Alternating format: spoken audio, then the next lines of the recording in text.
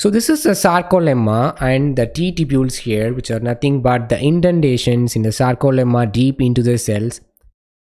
And here is a sarcoplasmic reticulum. This is going to store calcium inside.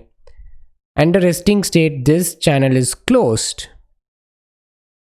And here is a Z line to where is attached the actin filament. This is thin filaments, and the thick filaments where myosin is present.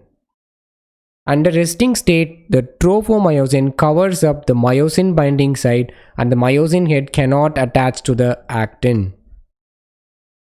Okay, now the action potential is traveling down the sarcolemma of the muscle. And the T tubules is going to take the action potential deep inside. And this action potential is going to open up the channels, so that the calcium is poured into the cytoplasm. And this calcium is going to bind with the trophonin C. When the trophonin C binds with the calcium, the trophomyosin is going to uncover the myosin binding sites.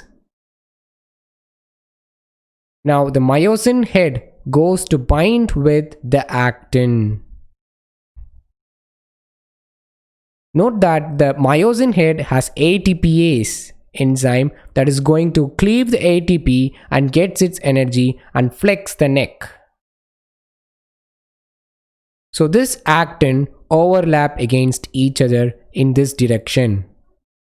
And the Z line are pulled close together and the muscle contracts. So this is how the muscle contraction happens.